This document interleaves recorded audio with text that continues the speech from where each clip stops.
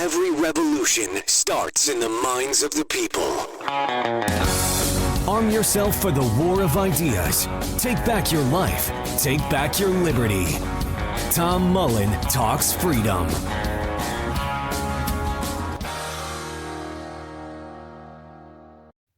Hello, everyone, and welcome back to Tom Mullen Talks Freedom. Today is Wednesday, March 25th, and we've got more to talk about with the Iran war.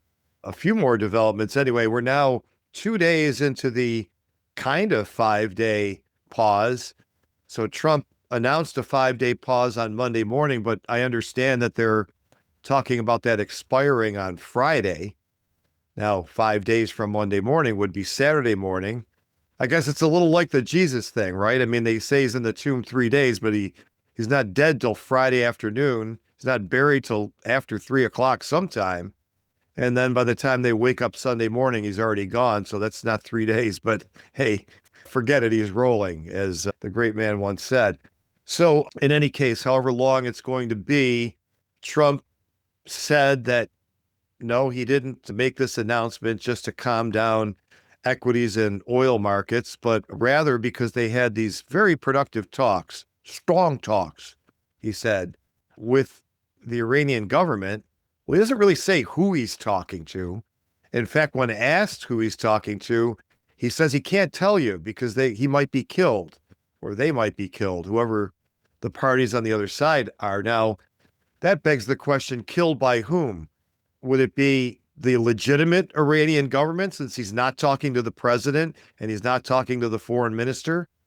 We don't know. Or would it be Israel, who finds out that there's someone to make a deal with and kills that person because they don't want a deal?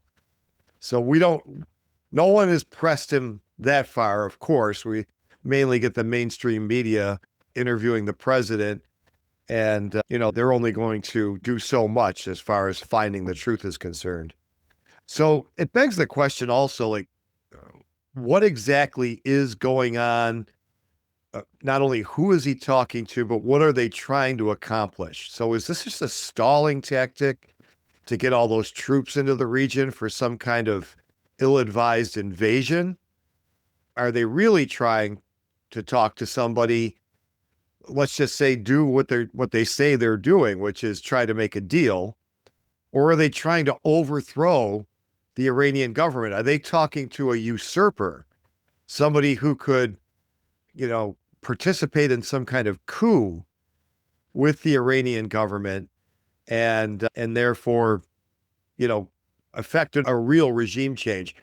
Trump said during that tarmac interview that, there really has already been a regime change because all these leaders have been killed, but just killing Khamenei and having him replaced by another mullah who occupies the same position within the same governmental structure, that's not really a regime change. I guess you could call it that, but I don't think that was the idea that anybody would have had who wanted to go in there and change the Iranian government. They'd want to get rid of the whole mullah system, right?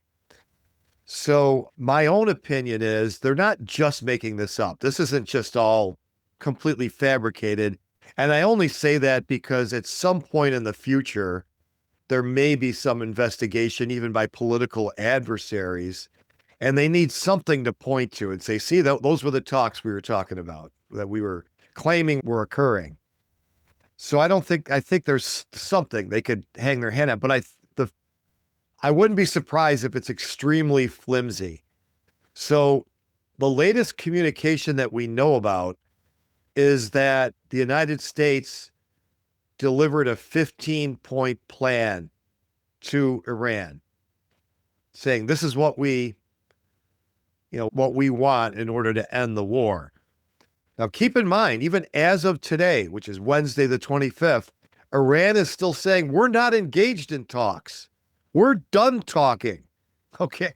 So it seems rather desperate on the administration's part to be even engaging in this. And I think it's indicative of the fact that they realize that they royally fucked up by doing this, that they've got themselves into a position that they can't where they can't win. And now they're trying to get out of it. They're trying to find a way out of it where it doesn't look like, they've just screwed up. So it's quite startling, I think. I mean, the president's most ardent supporters, they want to make every announcement. Oh, see, look, it was 4D chess. The president really did know what he was doing. But just think about the president of the United States, the most powerful official in the world, ahead of the most powerful military, with the biggest, most expensive, most overbearing government in the existence of human history, is kind of begging Iran to let us out of this thing that we started. I mean, otherwise, when Iran says we're done talking, we're not engaged in talks, they wouldn't keep pressing it. There wouldn't be a 5-day pause. What's the reason for that?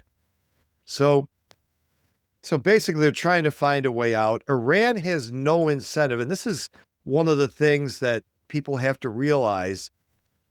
Iran watched the United States bomb Iraq for 10 years during the 1990s and early 2000s, and then invade them and overthrow them. And they developed their entire strategy around how do we survive that? I mean, sooner or later, they're going to come for us. And we know that because they keep saying it, just casually talking about regime change in Iran and inciting rebellions in our country, as if they were, talking about a date for tennis after lunch. So, they knew it was coming for a long time. And I'm not understating the damage that the U.S. military is doing to their country, their infrastructure, their civilian population. Tremendous, horrific damage. But they kind of have that figured in and have built most of their military infrastructure underground. Now, the $64 million question is, how much of that has been hit and how much remains intact? These are the kinds of things there's no way to verify. So we know they're still able to shoot missiles because they were shooting them today. How many are they able to shoot? How many they have left? We don't know.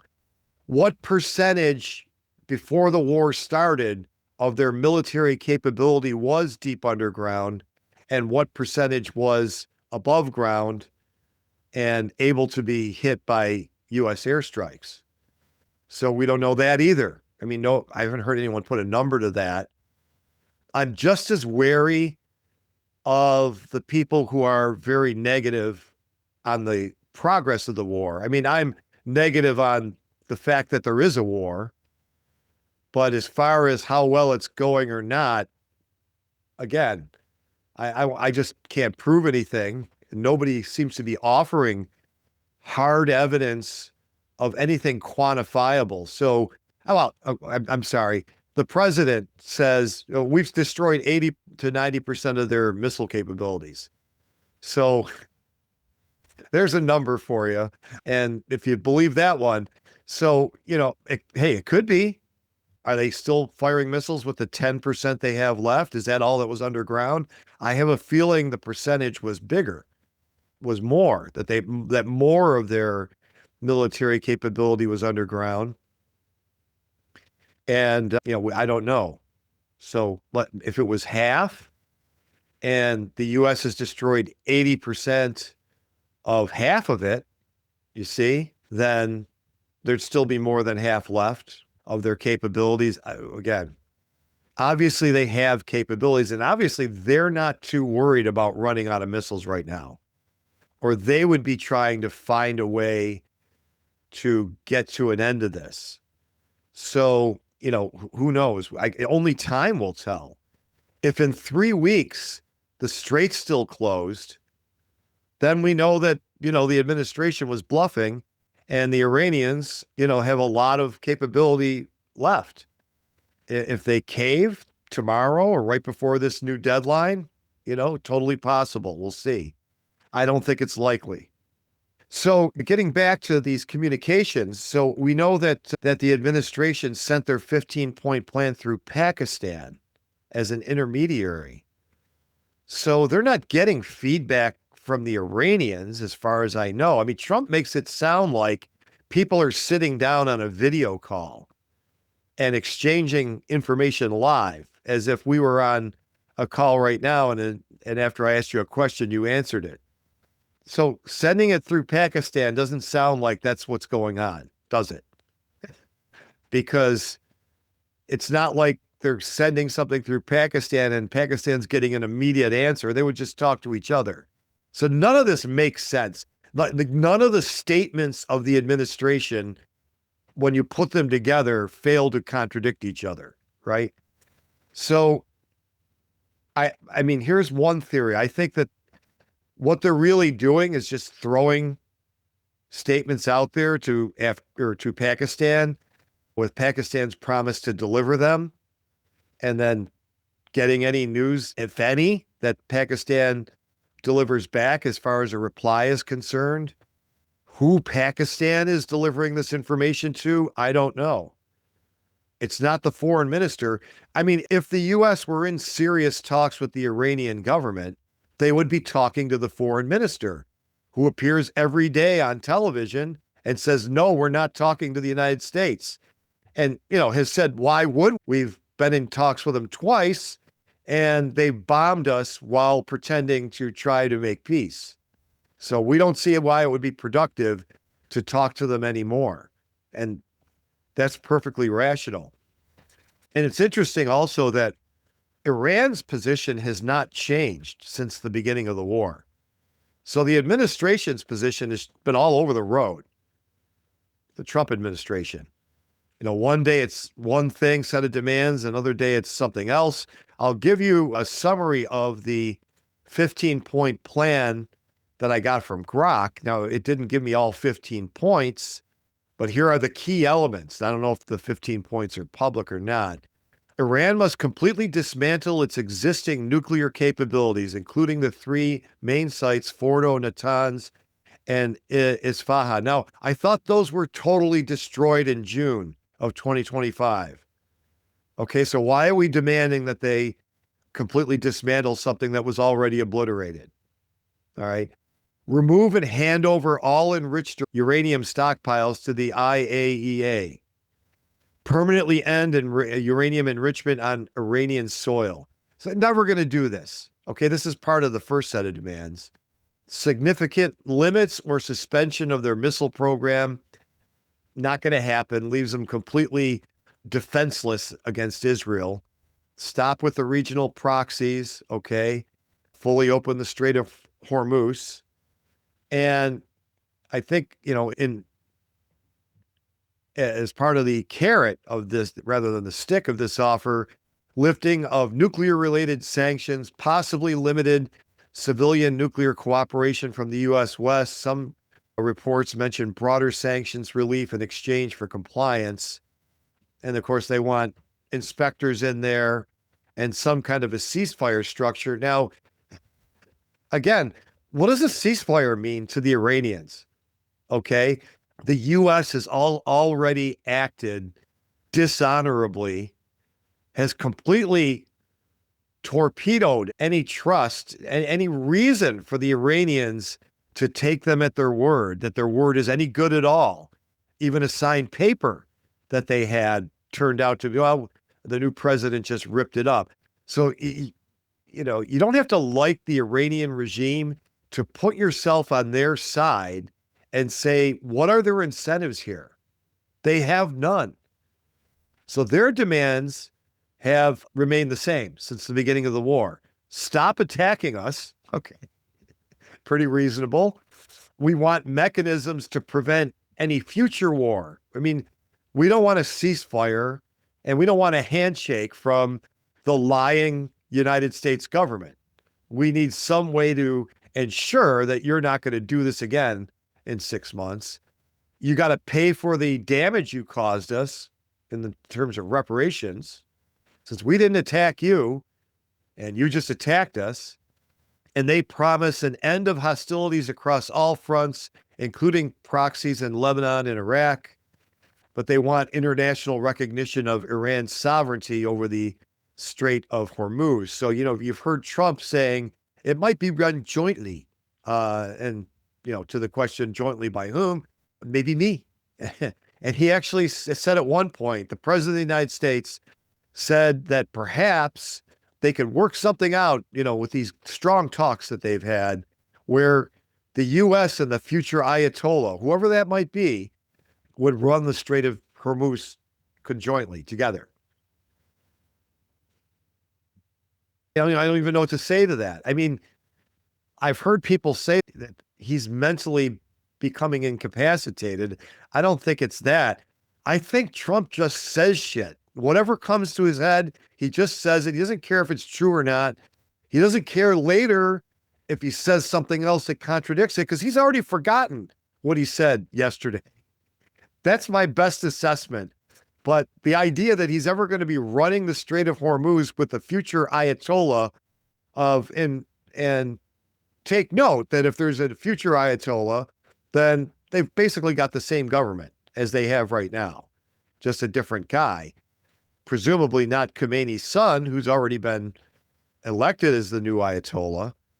But so the craziness of the shit that pours out of Trump's mouth. In a single interview, he said that whoever they're talking to, who you can't tell you who it is because they might be killed, maybe by our greatest ally, whoever they're talking to seems to be running things because they knew in advance of some things that were going to happen. So the president of the United States is saying that he's talking to somebody. He doesn't really know if they're running the government or not. I mean, just unbelievable. So again, I think Trump is stalling. That's what he's really doing. He doesn't want to have to go through with what he's already threatened and then reap the whirlwind when Iran responds by causing a regional humanitarian catastrophe. He doesn't want that to happen. And he doesn't have a way other than meeting Iran's demands, which, to be honest with you, are very reasonable. Stop bombing us. That's pretty reasonable. Give us some guarantee besides your word that you won't do it again. Also reasonable. Pay for the damage you caused and lift the sanctions. I mean, I don't want to go back over that ground because I covered it yesterday, but the Americans would be much better off if all sanctions were lifted from Iran. All. We'd be far better off. We would have been better off if they were lifted, if they were never put on. Okay? Economically, we'd be better off. From a global security, we'd be better off.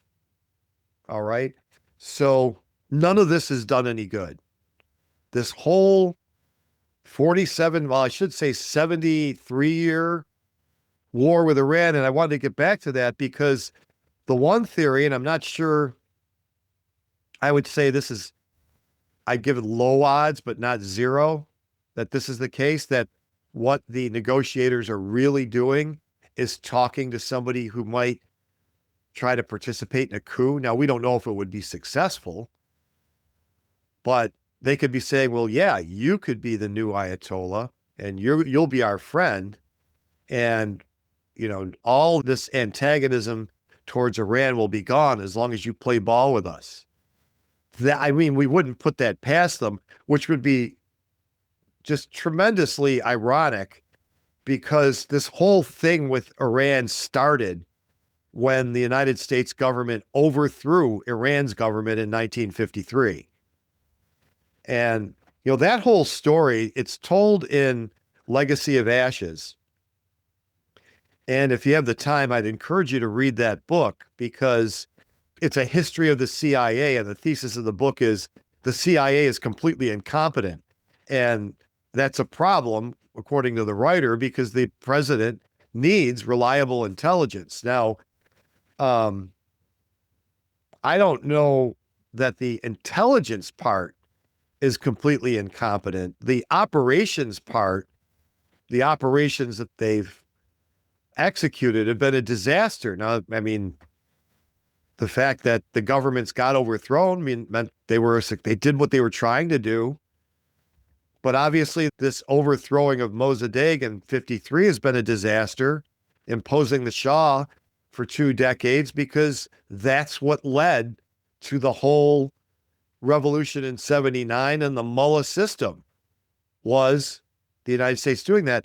And what I was going to say about the book, the interesting story is they had this planned in conjunction with MI6, because it was a British oil that was stolen by Mossadegh, nationalized, i.e. stolen. And I think I mentioned, again, not private property. This was a government-owned oil company. So one socialist was stealing from another because the oil happened to be in his country, but the oil infrastructure had been built by the British government, basically, a government-owned company. So anyway, the U.S. plans this with the United Kingdom, and then they decide at the last minute they're not going to go through with it. But there's like one guy in Iran, CIA, who decides he's not going to listen to the order to stand down, and he keeps going and eventually successfully organizes the coup to overthrow Mossadegh. So it's like, that's just another example of how bad the intelligence, the deep state is, that it's so unaccountable. And one guy operating on his own, even against the wishes of the rest of the deep state, managed to do this. And we're still feeling the effects today, almost 80 years later. And I mean, we don't have to be feeling the effects. We could have just walked away after we got our hostages back and said, okay, nobody was harmed, maybe we'll put a sanction on you for a year or so, whatever. We could have walked away, but no, they have been, dead set on overthrowing the mullahs ever since. And here we are today with ground troops being sent to the region. So one theory is they try to overthrow the government. I hope that's not what they do, and put some puppet in there, because that's been a disaster everywhere they've done it. And eventually the puppet always rebels, and then we got another war or another regime change. It just never ends. The other thing is they're stalling to get ground troops there. Now there's 70,000 in the Middle East, as far as I understand. So we got about 200,000 troops outside our borders, completely, burning money daily, wasting our money on nothing. And about 70,000 of those 200 are in the Middle East. There's 50,000 in Europe. They might have drawn that down some. 25,000 in South Korea, and another 40 or so in Japan, Okinawa. So I don't know how many. We've heard, okay, they're sending 5,000 Marines, and then I heard about like another 2,500. So this is obviously not an invasion force. They keep talking about this Karg Island, but if you look at that on a map, I mean, I don't even know what the point is. I mean, I don't think you have to be a military strategist to know that this isn't going to do anything. So let's take a look at this Karg Island we keep hearing about, and we'll see if I can get this up on screen for you. Okay, so they're supposedly going to send 5,000 Marines to Karg Island. Now, here is the Persian Gulf. This is the infamous Strait of Hormuz here, where this red square is. Hopefully you can see my cursor moving. And you can see the problem there, that it's this very narrow, sharply curved area of the Gulf. And, as narrow as it is, and it looks, you can't even use most of it as far as sailing. There's this very narrow shipping lanes, even within that narrow opening. Okay. So here's where the problem is. Here's where nobody can get through. Here's Karg Island way up here at almost the northern end of the Persian Gulf. So how is that going to open the Strait of Hormuz, right? I mean, I know it's supposed to be a big energy infrastructure. Now, I've heard reports refuting that, saying, no, it isn't anywhere near as important as the Trump administration is making it out. Whatever, it's certainly not going to open the strait by taking control of that island, which is nowhere near the Strait of Hormuz. Okay. So what is the point? And then the other thing you have to remember is you got to get these Marines there in one piece. And how are you going to do that? If you can't get a ship through the Strait of Hormuz because of missiles that are apparently not being fired from above ground because those are totally obliterated, then how are you going to get the Marines to that island without getting half or more of them killed? Okay. Not to mention that the Iranians do have ground forces. They've got about 1 million person strong army. So by no means is this, a cakewalk. But the main problem is the logistics. How are you going to get in there? Are you going to fly in there? Are you going to try to launch amphibious vessels to get them onto that island? It seems unlikely. And then again, the very first thing we have to hope for is they don't get so desperate that they get thousands of our troops killed in some cockamamie land invasion force. I mean, to invade the island, you're going to need hundreds of thousands, if not 1 million people. And the United States just does not have it right now. So I don't think that the whole 5-day thing is to stall for a real invasion. It might be stalling to do something special forces with these Marines. We've seen fiascos. I'm old enough to remember when Carter was still president and he tried to go in and rescue the hostages with some kind of airstrike inside Iran. And, they all crashed in the desert. I can't remember the exact details. He didn't come out looking good. And it was a big failure. So let's hope that's not what happens here. But again, I think my best guess is that they're just stalling. They're stalling, trying to think of something else. What else can we do here? I want to believe that they're not deluded enough themselves, whatever they might tell their supporters, that they think this talks thing is going to work. They can't believe that. And I really don't believe that. Jeffrey Sachs was one, the liberal guy, but great on foreign policy. And he's honestly making the pitch that Trump is dementia is set in and he's lost touch with reality. I don't think he's lost any more touch with reality than he had, 10 years ago. So I think he's just talking shit, whatever comes over his head. And he goes into these interviews with, a few bullet points that he knows he's supposed to get across. And then when somebody challenges him, he just says whatever comes to mind. He's always done that. So I don't think that's evidence of any diminished mental capacity.